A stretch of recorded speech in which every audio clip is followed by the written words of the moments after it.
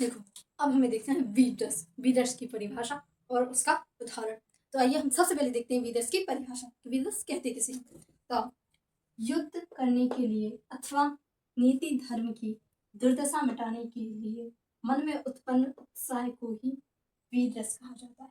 अब देखो, जैसे कि कहीं पे युद्ध हो रहा है, युद्ध करने के लिए अथवा नीति धर्म आदि की दुर्दशा मिटाने के लिए, तो सबसे पहले देखो, अगर कहीं पे भी कोई गलत काम हो रहा है, उसका विरोध करने के लिए मन में जो भाव उत्पन्न होता है, जो उत्साह का भाव उत्पन्न होता है, तो उसे ही क्या कहते हैं? वीररस। मतलब मन में जो उत्साह उत्पन्न होता है, किसी भी गलत काम को देखते हैं मन में जो एक उत्साह उत्पन्न नहीं होता है, उसके खिलाफ आवाज उठाने का, विरोध करने का, तो उसे ही कहते हैं वीररस। ठीक है, आगे समझ में कि वीररस किसे कहते हैं? युद्ध करने के लिए, मतलब अगर कोई गलत काम हो रहा है और उसका विरोध करने के लिए मन में जो विचार आते हैं, जो भाव आता है, और नीति धर्म की दुर्दशा मिटाने के लिए, जैसे कि समाज में कोई पुरानी प्रथा चली आ रही है जो आज के ज़माने के हिसाब से ठीक नहीं है, लेकिन पुराने लोगों को ऐसा लगता है कि प्रथा को चलाओ, तो उस प्रथा के विरुद्ध, जैसे कहते हैं नीति धर्म आदि की दुर्दशा मिटाने के लिए, जैसे कि हमारे धर्म ग्रंथों में बहुत सी प्रथाएं हैं, उनको मतलब जबरदस्ती थोपा जा रहा है आजकल, तो उनका भी विरोध करने के लिए, मतलब कोई भी प्रथा जो ऐसी है जो आज के समाज के लिए सही नहीं है, उसका विरोध करने के लिए मन में जो भाव उत्पन्न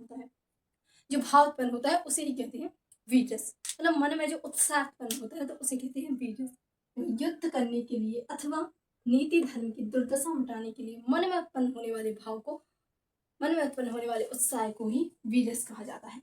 अब देखो, युद्ध करने के लिए, अब युद्ध तो आजकल कहीं होते नहीं, कहने का मतलब ये है कि जहाँ भी कोई गलत काम हो रहा है, तो उसके लिए आवाज उठाना, उसका विरोध करने के लिए, इसके हमारे अगर अधिकारों का भी हनन हो रहा है, हमारे मौलिक अधिकार हैं, तो उसका भी विरोध करने के लिए मन में जो भाव उत्पन्न होता है, उत्साह उत्पन्न होता है, तो उसे ही कहते हैं वीररस। और नीति धर्म आदि की दुर्दशा मिटाने के लिए, और हमारे धर्म में अगर कोई ऐसी प्रथा है या फिर नियम है जो आज के व्यक्तियों के लिए ठीक नहीं है, तो उसको भी मिटाने के लिए मन में जो भाव उत्पन्न होता है, जो उत्साह उत्पन्न होता है, तो उसे ही कहते हैं वीररस। ठीक है, और वीररस का उदाहरण है वीर तुम बड़े चलो धीर तुम बड़े चलो। मतलब इसका मतलब ये है, वीर तुम बड़े चलो धीर तुम बड़े चलो, कहने का मतलब ये है कि मतलब आगे अग्रसर होते बिना किसी से डरे हुए वीर तुम बड़े चलो और धैर्य के साथ बड़े चलो।